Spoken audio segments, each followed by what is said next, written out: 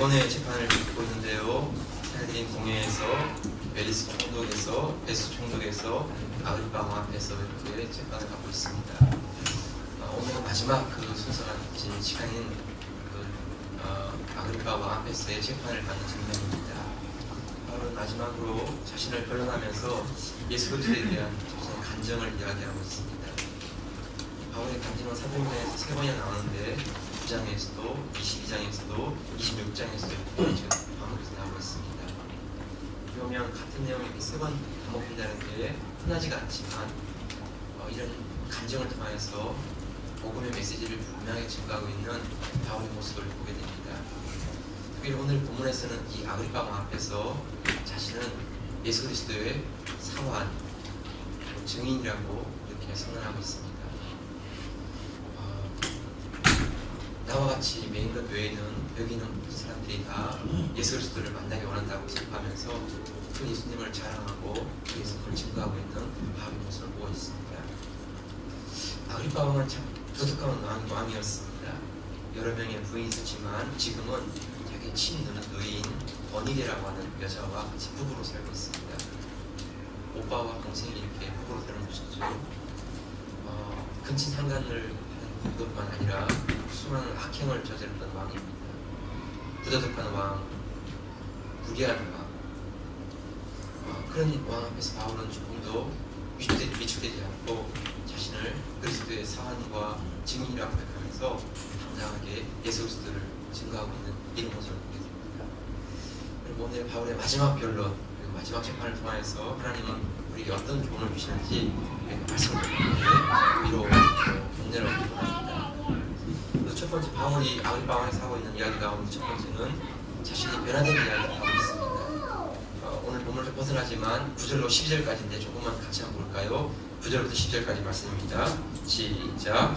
나도 나사렛 예수의 이름을 대적하여 범사를 행하여야 될 줄 스스로 생각하고 예루살렘에서 이런 일을 행하여 베스다인들에게서 권세를 얻어가지고 많은 성도를 옥에 가두며 또 죽일 때에 내가 가편 투표를 하였고 또 모든 회당에서 여러 번 홍보하여 강제로 모독하는 말을 하게 하고 저희를 대하여 심히 격분하여 외국성까지도 가서 핍박하였고 그 일로 대제사장들의 권세와 위임을 받고 다메섹으로 갔나이다. 우리가 잘 알고 있는 말씀인데요. 바울이 예수 그리스도를 만나기 이전에 자신의 모습을 지금 이야기하는 중에 나도 나사렛 예수의 이름을 대적하여 범사에 행하여야 될 줄을 스스로 생각하고 하고 있는데 이분에 보면 이 나도라는 말, 이게 주어가 강조형으로 쓰이고 있습니다. 헬라어에서는 이 이태리 말과 같이 동사가 주어를 이렇게 이미 보여주고 있습니다. 그래서 주어를 쓰지 않아도 얼마든지 이야기를 하셨는데 바울은 계속해서 자신을 강조합니다. 내가 그래서 지금 예수 그리스도를 내가 핍박하고 예수를 반대했던 이게 그냥 아무 생각 없이 한 것이 아니라 굳은 확신과 신념을 가지고 내가 이런 일을 저질렀다 하는 것을 지금 이야기하고 있는 것입니다. 예수님께서 나는 참 포도나무요 너희는 가지니라고 할 때 나는이라는 말을 쓰시면서 자신이 포도나무다 하는 것을 강조하셨죠. 내가 곧 길이요 진리요 생명이니 나로 말미암지 않고는 아버지께 올 자가 없느니라 할 때도 내가 길이고 내가 진리고 내가 생명이고 하시면서 그거를 강조하십니다.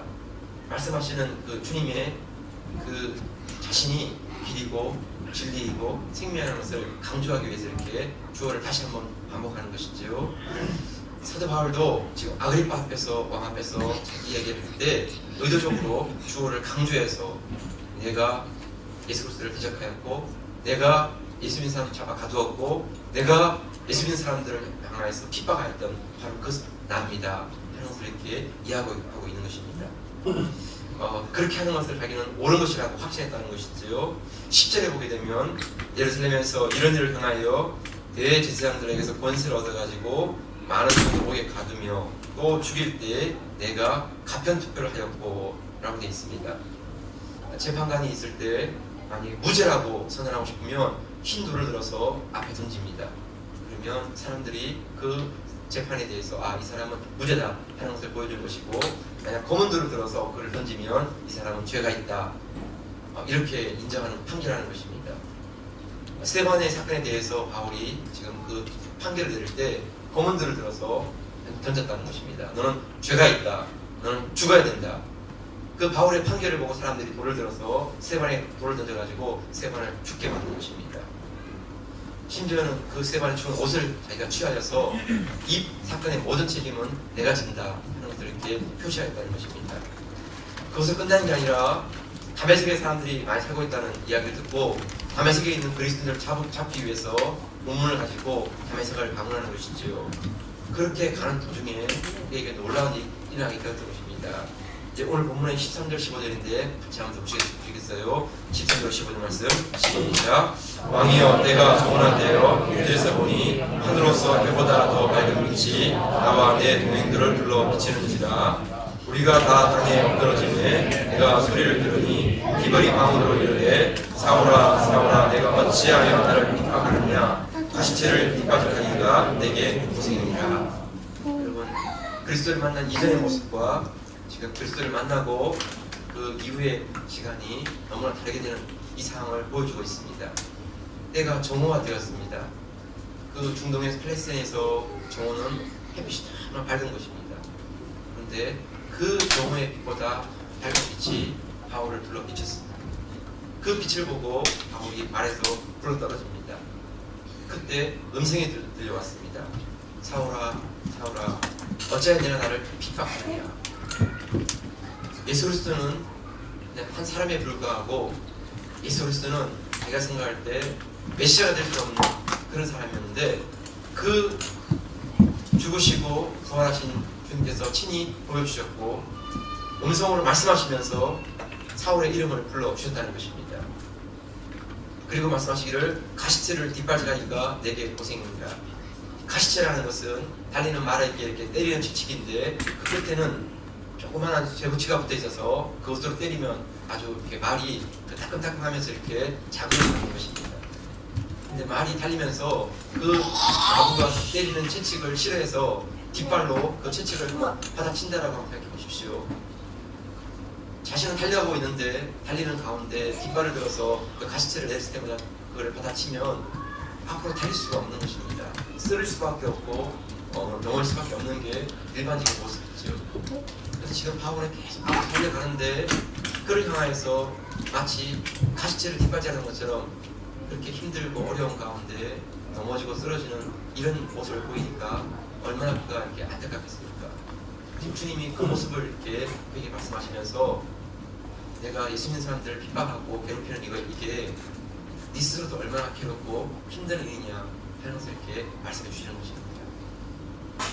여러분 바울은 상상할 수도 없었고 생각할 수도 없었던 그 가운데 부활하신 주님을 만났고 그분의 음성을 듣게 되었고 자신의 이름을 두 번이나 부르시면서 그의 상황과 지금 모습을 말씀하시는 그분 앞에 사도 바울은 오그라지고 맙니다. 그래서 예수 그리스도를 그가 만나는 그런 기회, 예수 그리스도를 인격적으로 체험하는 기회, 그것을 다메섹 도상에서 하게 된 것이지요. 여러분 이 사건으로 말미암아 사울이 바울이 되었습니다. 예수 믿기 이전의 그의 모습과 예수를 만나고 그 이후의 모습이 너무나 다르게 나타나는 이런 삶이 되었던 것입니다. 여러분 우리가 살다 보면 이런저런 충격적인 사건들이 다가오죠. 그러면 그 사건으로 말미암아 우리 안에도 이런 변화가 있고 저런 변화도 있습니다. 그런데 그런 충격들이 만약에 땅에서 일어난 것들이라면 충격은 그렇게 오래가지 않습니다. 그냥 얼마 동안 지속되거나 또 시간이 지나면 흐릿해지면서 잊혀지는 것이죠. 그런데 그러한 충격이 땅의 것이 아니고 하늘에서 임한 것은 우리에게 결코 잊혀지지 않는 것입니다. 언제나 우리 안에 날마다 새롭게 다가오는 것입니다. 위에서 부어주시는 그 하나님의 은혜가 그의 인생을 붙잡고 이끌어 가시는 그런 놀라운 모습을 보게 되는 것입니다.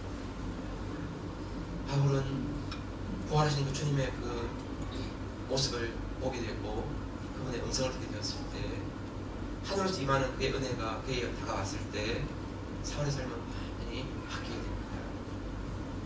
그의 평생에 살든지 죽든지 그리스도와 종필이 되기를 원하였고 그리스도를 위해 죽는 것을 영광으로 여기는 삶을 살았습니다.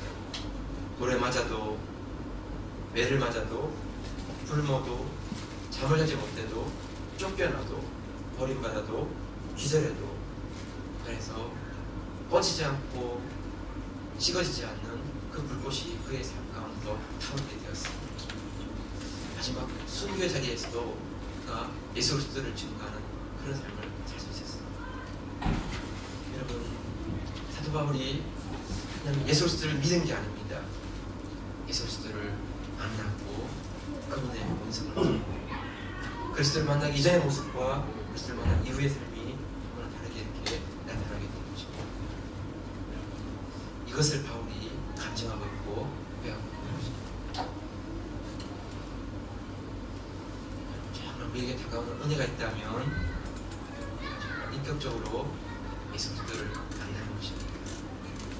우리가 의도하시는 것도 아니고 우리가 계획하시는 것도 아니지만 우리의 정말 삶 가운데 하나님의 은혜를 사모하고 예수 그리스도를 만나게 될 때 그 이전의 삶과 그 이후의 삶이 정말 분명하게 달라지는 것입니다. 그냥 정말 주님을 위해 살고 싶고 주님과 함께 고난한 자리에서도 기쁨이 있고 주님이 가시는 것을 나도 가고 주님이 아파하시는 것을 나도 아파하고 주님이 원하시는 것을 나도 하고 싶어하는 그 마음이 그냥 이렇게 솟아오르는 것입니다.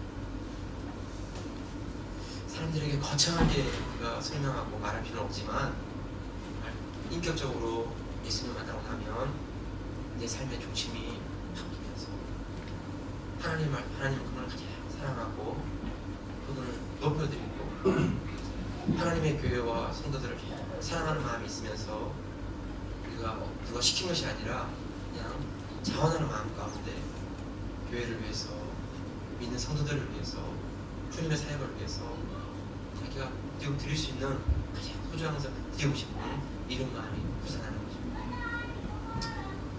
또 여러분, 예수 그리스도를 믿는 거 정말 귀한 일이지만 예수 그리스도를 만나는 이 놀라운 은혜가 저희들과 함께 하시기를 축복합니다. 말씀 가운데, 기도 응답 가운데, 우리의 체험 가운데 정말 살아계신 주님이 내 영혼을 터치하시고 내 마음을 터치하시면서 내 인생의 방향을 터닝할 수 있는 내 남은 삶이 이전의 것을 내가 무가치하게 여길 만큼의 변화가 일어나고 이제는 내게 주신 인생이 내 것이 아니라 주님을 위해 인생으로 고백하고 힘을 다해 달려가는 그 모습, 달려다녀도 지치지 않고 퍼내어도 메마르지 않는 그 하나님의 은혜가 우리 영혼 가운데, 우리 주님 가운데 부어주시는 이 놀라운 은혜를 사모할 수 있는 저와 여러분들 생기를 축복합니다. 두 번째, 바울의 이 모습 가운데는 다른 사람들보다 아그리빠와 한 사람에게 집중해서 복음을 전하는 모습을 보게 됩니다. 오늘 본문을 벗어나면 1절 2절을 같이 한번 보세요. 26장 1절 2절인데 같이 있습니다. 시작. 아그리빠가 바울들에게 이르되 너를 위하여 말하기를 내게 허락하노라 하니 이에 바울이 손을 들어 변명하되 아그리빠 왕이여 유대인이 모든 송사하는 일을 오늘 당신 앞에서 변명하게 된 것을 다행히 여겨온나이다. 시작하고 있습니다. 이렇게 본문이. 그러면서 아그리빠 왕 한 사람의 집중합니다. 19절에 보면 아그리빠 왕이여 그러므로 하늘에서 보이신 것을 내가 거스리지 아니하고 27절에 보면 아그리빠 왕이여 선지자를 믿으시나이까 믿으신 줄 아나이다. 이 본문 내에도 계속 지금 아그리빠 왕과 이렇게 서로 이렇게 설득하는 이런 내용이 나오는데 사도 바울의 중심된 마음이 있는 태도가 뭔가 하면 아그리빠 왕 한 사람에게라도 복음을 전하고 싶은 그 태도, 그 모습을 보게 됩니다. 여러분, 아그리빠 왕은 젊은 나이에 왕위에 올라서 참 오만하고 거만한 인물이었습니다. 고생이라는 것을 해본 적이 없는 사람이죠. 의와 부부로 살고 있지만 오늘 죄의식을 느끼지 못하고 있었습니다. 어떻게 보면 너무나 당당하고 너무나 거만하고 오만한 왕, 다른 사람들 다 눈을 내리깔고 보는 그런 왕, 그런 왕에 대해서 바울은 그를 포기하지 않고 복음을 전하고 예수 그리스도를 소개하고 있는 그 모습을 보는 것입니다. 여러분, 우리가 사람들을 만나다 보면 이런저런 생각들 가운데도 저 사람은 예수가 없어도 잘생겼다, 저 정도 사람이면 굳이 뭐 부러운 게 없고 아쉬운 게 없겠다, 그런 마음들을 가질 수 있지만 아닙니다. 성경은 누구도 복음을 듣지 않은 사람이 없고 누구도 복음에서 죄될 수 있는 사람이 없는 것입니다. 모든 사람에게는 복음이 필요하고 예수 그리스도의 구원의 은혜가 필요한 것입니다. 돈 있는 사람, 돈 없는 사람, 유명한 사람, 유명하지 않은 사람, 인기가 많은 사람, 인기가 없는 사람, 배운 사람, 배우지 못한 사람, 그 구분이 없는 것입니다. 누구에게나 복음은 필요하고 누구에게나 예수 그리스도의 구속의 은혜가 필요한 것입니다. 여러분, 지금은 청와대 수석 대변인을 하고 있는 김행이라고 하는 여자분이 있습니다. 박근혜 대통령 대변인을 하고 있죠. 이분이 10년 전 2002년에는 국민통합 21이라고 하는 정몽준 캠프의 대변인을 했습니다. 미모와 또 학력과 또 중앙일보 수석기자로 9년을 보내면서 보통 기자라고 하면 개인적으로 유명해지기가 어렵지만 김행 씨는 그 당시에 스타급 기자로서 유명해졌고 명쾌한 분석의 글을 써서 사람들에게 많은 인기를 얻었습니다. 그 스스로도 언젠가는 내가 유명하게 될 사람이라 생각해서 기자가 일반적으로 받는 촌지도 받지 않았습니다. 세금도 잘 냈고 언제나 남들을 돕는 일을 하였고 혹시 가해로 생기는 돈이 있으면 불이웃에게 그것들을 나누어주면서 자기가 그걸 받지 않았습니다. 만나는 사람도 장관부터 보검장, 대학병원, 종합병원 이런 상류층의 사람들을 만났습니다. 하루에 점심 약속은 2군데가 보통이었고 저녁 약속은 3군데였습니다. 먹고 또 얘기하다 보고 옮기고 뭐 이렇게 계속 되는 것이죠. 하루에 핸드폰이 300건 이상 올렸고 골프도 손배를 치는데 하루에 2번씩이나 쳤고 음식점도 유명하다는 걸 다 가봤습니다. 이렇게 유명세를 타고 있던 어느 날 모든 사람들 앞에서 자기의 말과 글이 아무짝에도 쓸모없는 이런 일을 경험하게 되었습니다. 2000년 대선에서 정몽준 후보가 노무현 후보 지지 처리를 하였는데 지지 처리의 선언문을 수많은 사람들 앞에서 읽게 되었습니다. 자기 의사와는 아무 상관없이 그것을 읽어나가면서 내가 지금 무슨 말하고 있는지, 내가 왜 이런 말을 하고 있는지 자기도 정리가 안 된 상태였습니다. 이어서 기자들의 질문이 쏟아졌는데 한마디도 제대로 답변을 못했습니다. 정몽준 후보를 찾아가서 지지철의 본복을 설득하기 위해서 밤새도록 문을 두드렸지만 문을 열어주지 않았습니다. 아침 7시에 다시 만나게 되었는데 내용은 지지철회를 본복할 수 없다 하는 내용이었습니다.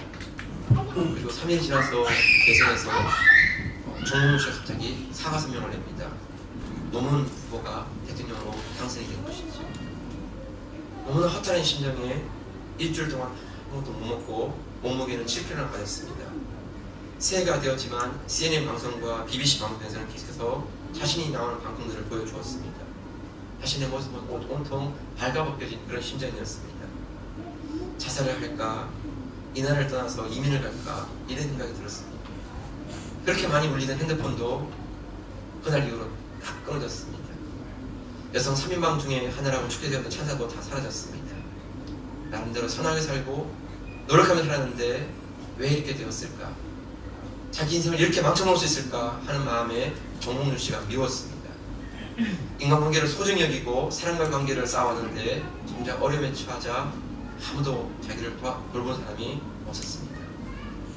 그러는 가운데 평소 알고 지내던 한 사람이 전화를 했습니다. 김행씨, 하나님 너무 사랑하신가 봐요. 축하해요. 열받아. 그러면서 그 누워있는 그 몸 가운데 사람에게 어머 질투가 나네, 너무 축하해요. 이렇게 전화를 끊었습니다. 어머 질투가 나네, 너무 축하해요. 아니 저 이따위로 전화를 해?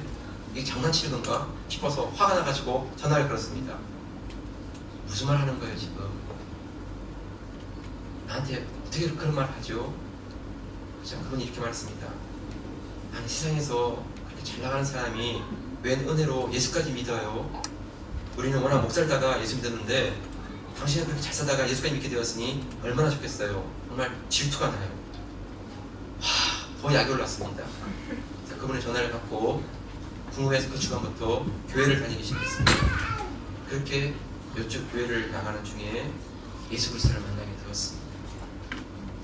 예수를 만나고 보니까 이제까지 살아온 자기의 삶이 정말 아무짝에도 가치 없는 삶이었구나 하는 것을 깨닫게 되었습니다. 그 이후부터 자기의 삶의 방향을 예수께로 맞추게 되었습니다. 수만 명 앞에서도 떨지 않고 말했던 자신이 이제는 적은 사람들 앞이지만 그분들 앞에 자신이 변화된 간증을 할 때마다 마음에는 떨림이 있는 것을 보게 되었습니다. 그렇지만 예수님 믿게 된 것이 너무나 기쁘고 하나님 만나게 된 것이 너무나 감사해서 예배 시간마다 눈물을 흘린다고 이렇게 간증해 주었습니다. 지금 김행 씨가 하나님을 잘 믿는 그런 얘기입니다. 여러분, 기적이라는 것은 죽어진 사람이 다시 살아나거나 부도난 사람이 다시 회복되는 것, 그게 기적이 아닙니다. 하나님의 기적, 믿음의 기적은 그의 중심이 하나님으로 바뀌는 것입니다. 자기가 주인이었고 자기가 모든 것들을 다 이끌어온 그런 삶이 살면서 하나님이 나의 주인이십니다 라고 하고 또 자기 마음의 보좌에서 내가 내려오고 예수님이 자기 보좌의 주인이 되는 것입니다. 그때 그의 삶은 하나님의 기적, 믿음의 기적이 시작되는 것입니다. 하나님이 다스리는 삶, 하나님이 이끄시는 삶, 하나님이 그를 만지는 삶, 그 삶이 그에게 일어나기 시작하는 것이죠. 그때부터 그의 인생에는 하나님의 기적이 시작되는 것입니다. 성도 여러분, 우리 인생 가운데 예수 그리스도를 나의 주인으로 고백하고 예수 그리스도가 나의 주인을 삶을 살아가는 저와 여러분 되시기를 축복합니다. 세상에 어떤 사람도 예수 그리스도가 필요하지 않은 사람이 없습니다. 예수 그리스도가 이 인생의 주인 되셔서 그를 이끌어 가실 때 그를 통하여서 하나님의 손길을 보게 되고 하나님의 능력을 보게 되는 것입니다. 은혜교회 가운데 저와 여러분들 가운데 우리의 가정 가운데 하나님이 다스리시는 교회, 가정, 인생 그것을 통해서 하나님이 어떻게 이끌어 가시는지 우리가 함께 바라볼 수 있고 발전할 수 있는 그 인생 되시기를 주여로 축복합니다. 아멘. 마지막 하나만 더 같이 보고 말씀을 넘기겠습니다. 16절인데 같이 한번 볼까요? 16절 시작.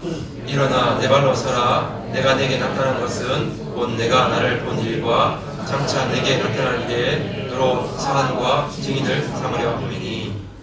16절에서 내 발로 서라.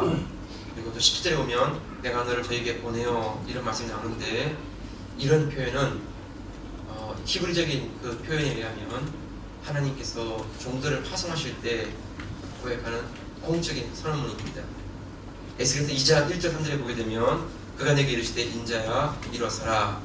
내가 내게 말하기로 하시며 말씀하실 때 그 신이 내게 임하사 나를 일으켜 세우시기로 내가 그 말씀하신 자의 소리를 들으니 내게 이르시되 인자야 내가 너를 이스라엘 자손 곧 해역한 백성 나를 배반한 자에게 보내노라.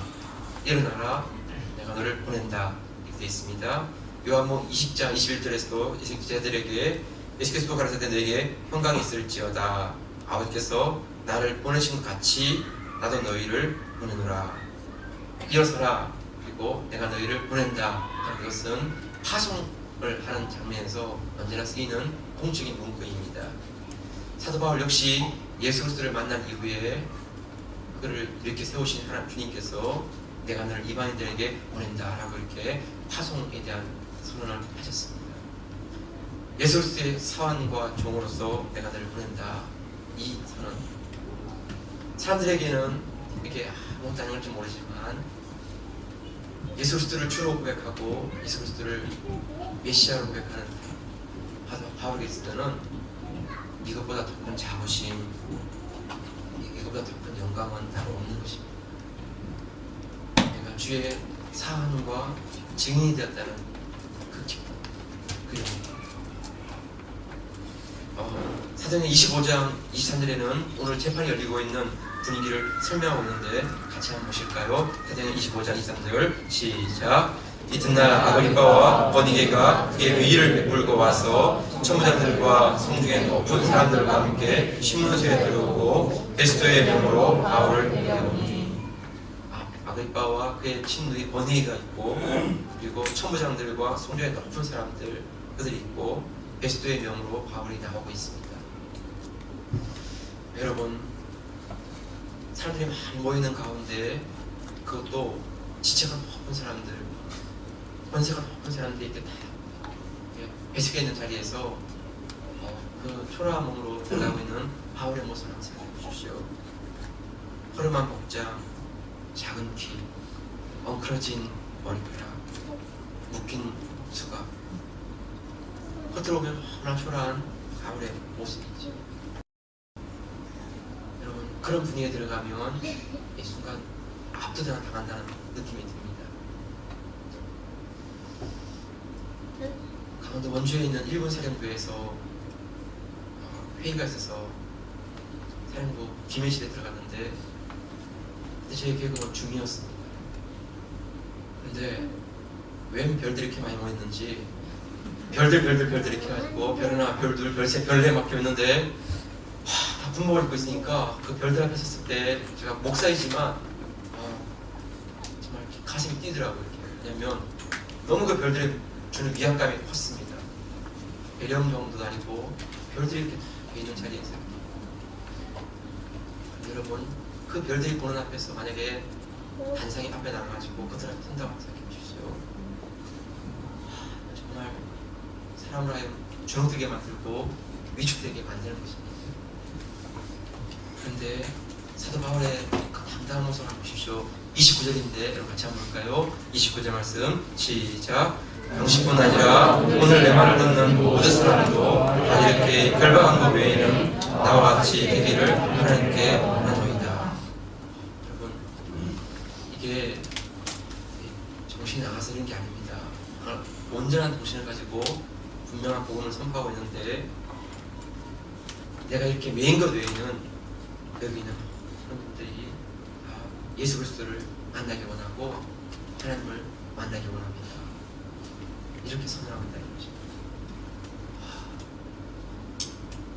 이렇게 말할 수 있는 건 참 용기지만 이 확신과 이 분명한 믿음을 가지고 그 앞에 선포하셨다는 게 얼마나 그 마음 가운데 예수 그리스도의 사랑과 증인이라는 그 분명한 고백이 있지 않으면 이런 선언을 어떻게 할 수 있습니까?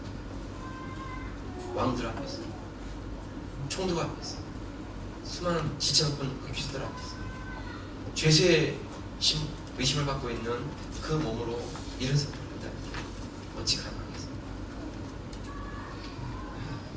여러분, 우리가 믿고 있는 그 예수 그리스도 그분이 이 땅에 있는 어떤 사람들보다 가장 존귀하시고 가장 위대하시고 가장 영광스럽다는 그 분명한 확신이 있지 않으면 사람들 앞에 떨리고 말고 주눅들고 말하는 것입니다. 그렇지만 내가 믿는 그 주님이 얼마나 영광스럽고 만왕의 왕이 되시고 만져줘야 되시다는 그 분명한 확신이 있다면 세상에 있는 어떤 높은 사람들 앞에서도 두려워하지 않고 예수 그리스도를 증거하고 소개할 수 있는 것입니다. 이런 태도를 가진 사람, 이런 삶을 살아가는 사람, 그 사람이 예수 그리스도의 사환이고 증인인 것입니다. 여러분, 종은 세 가지가 없다고 합니다. 종은 자기 뜻이 없습니다. 자기 생각. 주님 말씀하시면 언제나 그대로 순종하는 삶을 사는 것이죠. 종은 자기 재물이 따로 없습니다. 하나님 주인이 맡겨주신 것을 관리하고 그것을 주인 뜻대로 잘 사용하는 것, 그것이 종의 삶이죠. 종은 자기 생명이 없습니다. 주인이 데려가시면 누든지 그 생명도 거둬갈 수 있는 것입니다. 내가 더 살고 싶다 해서 살고, 내가 더 그만 살고 싶다 해서 그만하는 게 아닌 것입니다. 주인이 원하시는 대로, 부르시는 대로 쓰임받는 것, 그것이 종인 것입니다. 이러한 종의 삶을 가리켜서 로드십, 주인 되시는 분의 주권, 통치가 이루어지는 삶, 그것을 로드십이라고 이렇게 합니다. 종으로 살아가면서 주인이 다스리는 삶을 드러내는 것, 이것이 종이 이 땅에 살아가는 주제권, 로드십을 보이는 모습인 것이죠. 사도 바울은 사원과 증인이라는 그 고백뿐만 아니라 하나님께서 다스리신다는 삶에 하나님 나라의 주인이시고 하나님 나라를 통치하신다는 그 고백을 가운데 어떤 사람들 앞에서도, 어떤 환경 앞에서도 그것을 고백하고 선포하는 그런 삶을 살아갔습니다. 이런 삶을 사는 사람이 주의 사원이고 주의 증인인 것입니다. 한 사람 소개하고 마치겠습니다. 여러분 아시는 허드슨 테일러, 중국 대륙을 복음한 그 분이죠. 차이나 인더 미션, 차이나 중국 내륙 선교회라고 하는 그런 선교회를 만든 분입니다. 지금 오행으로 이렇게 받게 되었죠. 허드슨 테일러는 마음이 참 여린 사람이었습니다. 배짱도 두둑한 사람이 아니었습니다.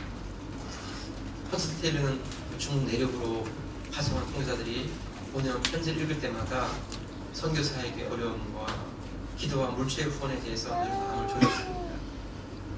그의 통장에는 담배 파운드밖에는 있지 않았습니다. 그런데 한 해에 그가 사용한 돈을 계산해 보니까 수만 파운드에서 수십만 파운드에 이르렀습니다. 어떻게 그 많은 돈을 모으고 후원할 수 있었을까? 허드슨 테일러의 선교 방식은 페이스 미션이었습니다. 언제나 믿음으로 구하고 믿음으로 기도한다, 이것이었습니다. 성지자들의 그 후원 요청을 받을 때마다 그런 그 편지를 읽고 아침 기도실에 들어가는 그의 얼굴은 언제나 어두웠습니다. 어깨에는 무거운 짐이 있었고 그 성지자들의 어렵고 힘든 상황을 바라보면서 마음과는 언제나 마음이 졸였습니다. 그렇게 기도실에 들어가서 기도하고 나올 때 그의 나오는 그의 얼굴의 모습에는 마치 햇볕같이 환하게 빛이 났습니다. 어떻게 들어갈 때는 어두운 그 얼굴이 나올 때는 그렇게 환할 수가 있을까?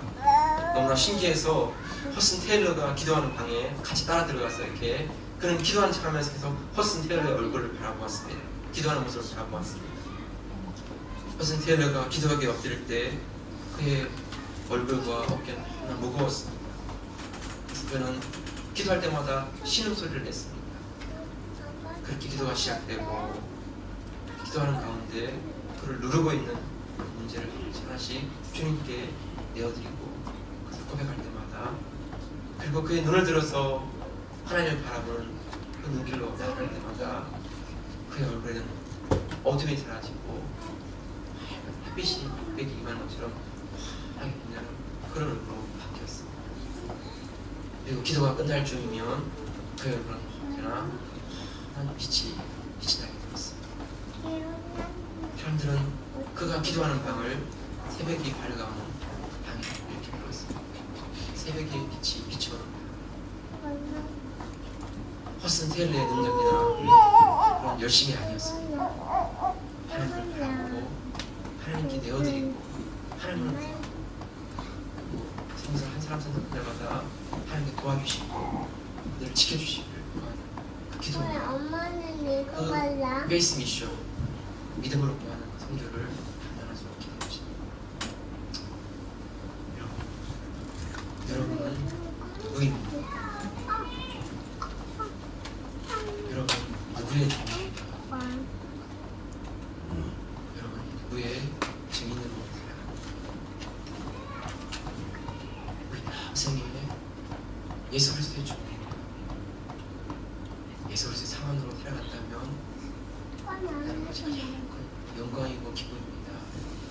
그 고백을 할 수 있는 여러분 되면 좋겠습니다.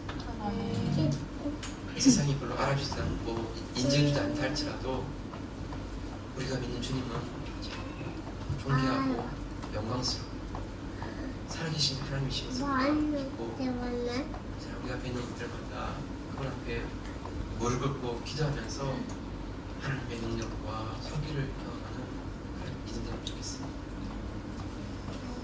바울과 함께 하신 하나님께서 오늘 우리와 함께 하십니다. 세상 속에서 어느 곳이든지 예수 그리스도의 사랑과 증인한 그 영광과 기쁨을 가지고 주께서 우리에게 맡기신 것들을, 주께서 하라하신 것들을 기쁨으로 감사하는 주의 종들 되실 수 있기를 소원합니다. 이 시간 주의 말씀 같이 기억하고 마음에 간직하면서 자유롭게 기도하겠습니다. 기도합니다.